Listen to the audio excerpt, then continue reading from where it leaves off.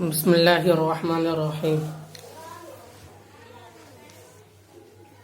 طلوع سحر، آفتاب کے طلوع ہونے سے تھوڑی دیر پیشتر صبح کی ہلکی روشنی افق مشرق سے نمودار ہونی شروع ہو جاتی ہے۔ جیسا کہ اوپر بیان ہو چکا ہے، تمام دنیا پر شب دیجور کی سیاہی اور جہالت و کفر کی تاریکی چھائی ہوئی تھی۔ اس عالمگیر گمراہی کے شب تاریک کے ختم ہونے کا وقت آیا تو طلوع آفتاب کی خبر دینے کے لیے اول سپیدہ سحر نمودار ہوا۔ ملک عرب میں جو مرکز تاریکی بنا ہوا تھا اور جس کے ریگستانوں میں شرک و عصیاں کی آندھیاں چل رہی تھیں، خود بخود ایسے نشانات ظاہر کرنے لگے جن سے ثابت ہوتا تھا کہ اس ملک میں آفتاب رسالت طلوع ہونے اور ہدایت کا چشمہ پھوٹنے والا ہے۔ اقوام عرب ہزارہ سال سے ذلت و مسکنت اور جہالت و گمراہی کی زندگی بسر کر رہی تھی، لیکن بعثت نبوی نہیں بلکہ پیدائش نبوی صلی اللہ علیہ وسلم کے وقت سے قبائل عرب میں شریفانہ جذبات اور برے کاموں سے نفرت پیدا ہونے لگی تھی۔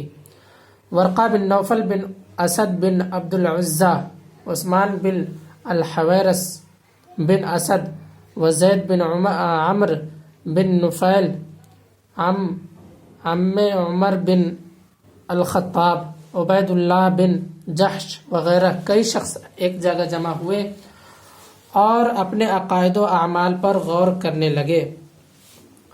بالآخر سب نے متفقہ طور سے پتھروں اور بتوں کی پرستش سے بیزاری ظاہر کی اور مختلف مقامات کی طرف دین ابراہیمی کی جستجو میں نکل کھڑے ہوئے۔ ورقہ بن نوفل نے دین مسیحی اختیار کر لیا اور بڑی محنت و توجہ سے توریت و انجیل وغیرہ اہل کتاب کی کتابیں پڑھیں۔ عبید اللہ بن جحش اپنے خیال پر قائم یعنی دین حنیف کی جستجو میں مصروف رہا، یہاں تک کہ اسلام کا ظہور ہوا اور اس نے اسلام قبول کیا۔ حبش کی طرف ہجرت کی، وہاں جا کر نصرانیت کی طرف مائل ہوا۔ عثمان بن الحویرث قیصر روم کے پاس جا کر نصرانی ہو گیا۔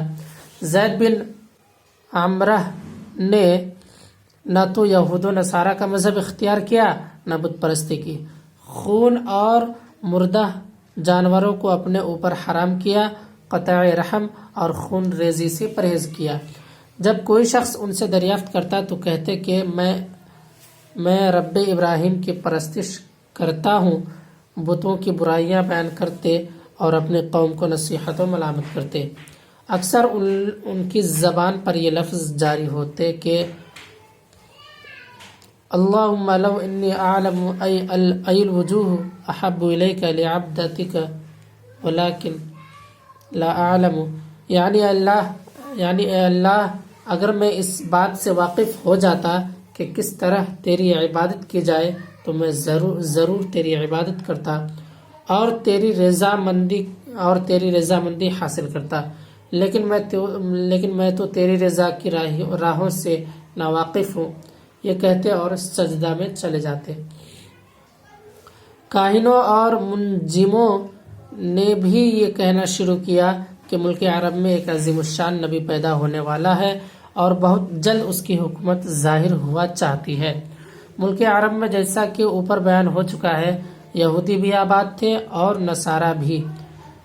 علماء یہود نے بھی اور علماء نصارہ نے بھی توریت انجیل کی بشارتیں بیان کرنی اور لوگوں کو سنانی شروع کی کہ نبی آخر الزماں ملک عرب میں عنقریب ظاہر ہوا چاہتے ہیں۔ چند روز کے لیے ملک یمن پر شاہ حبش کا قبضہ ہو گیا تھا۔ عبد المطلب کے زمانہ میں بھی یمن کا علاقہ شاہ حبش کے ماتحت تھا۔ اس زمانہ میں شاہ حبش کی جانب سے ابرہۃ الاشرم یمن کا صوبہ دار تھا۔ اس نے یمن میں ایک معبد تیار کیا اور اہل عرب کو ترغیب دی کہ بجائے کعبہ کے اس یمن کے مندر کا رخ کیا کریں، لیکن اس کو اپنی اس تحریک میں کامیابی نہ ہوئی، بلکہ ایک عرب نے موقع پا کر اس مندر میں اس کی تذلیل کے لیے پاخانہ کر دیا۔ ابرہہ نے جوشی انتقام میں مکہ پر چڑھائی کی اور اس ارادہ سے روانہ ہوا کہ خانہ کعبہ کو مسمار کر دوں گا۔ اس کی فوج میں ہاتھی بھی تھے، اس لیے مکہ والوں نے اس فوج کا نام اصحاب الفیل اور اس سال کا نام عام الفیل رکھا۔ مکہ کے قریب پہنچ کر ابرہہ نے جب مقام کیا تو قریش مکہ اس فوج کے آنے کی خبر سن کر خوف زدہ ہوئے، کیونکہ ان میں اس فوج کے مقابلے کی طاقت نہ تھی۔ سب نے مل کر سردار قریش یعنی عبد المطلب سے استدعا کی کہ آپ ابرہہ کے پاس جائیں اور کوئی صورت بہتری کی نکالیں۔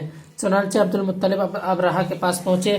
اس نے جب ان کی شریف و وجیحہ صورت دیکھی اور ان کی نجابت و سرداری کا حال سنا تو بہت متاثر ہوا اور عزت کے مقام پر بیٹھایا اور آنے کا مقصد دریافت کیا۔ عبد المطلب نے کہا کہ آپ کے لشکر نے میرے 40 یا 200 اونٹ پکڑ لیے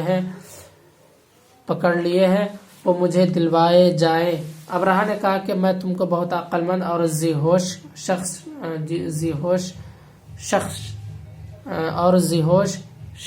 سمجھتا تھا، لیکن میرا خیال غلط نکلا۔ تم کو معلوم ہے کہ میں خانہ کعبہ کو مسمار کرنے آیا ہوں۔ تم نے اپنے اونٹ لینے کی کوشش کی، لیکن خانہ کعبہ کے بچانے کی کوئی تدبیر نہ کی۔ عبد المطلب نے فوراً برجستہ جواب دیا کہ انا رب الابل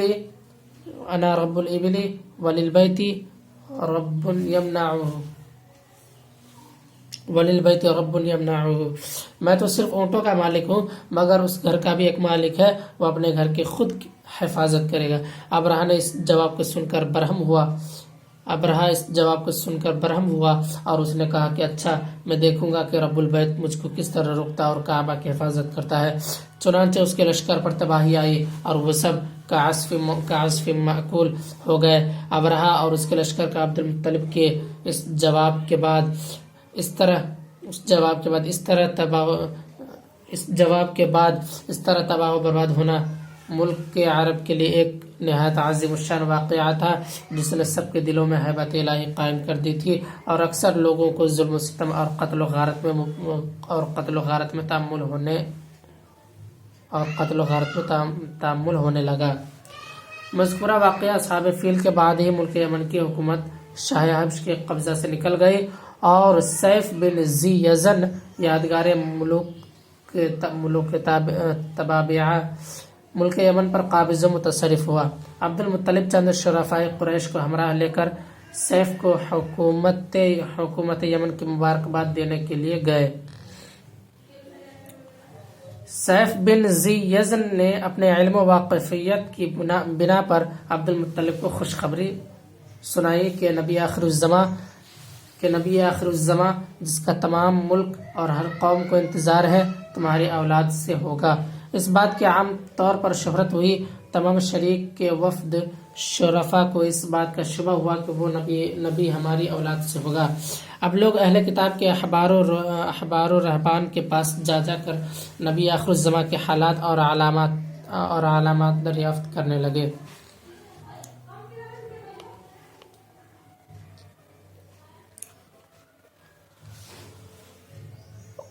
امیہ بن ابی کو یہ خیال ہوا کہ وہ نبی شاید میں ہوں گا، چنانچہ وہ ابو سفیان بن حرب کے ساتھ ملک شام کی طرف گیا اور کسی رہبان کی خدمت میں حاضر ہو کر اپنی نسبت دریافت کیا،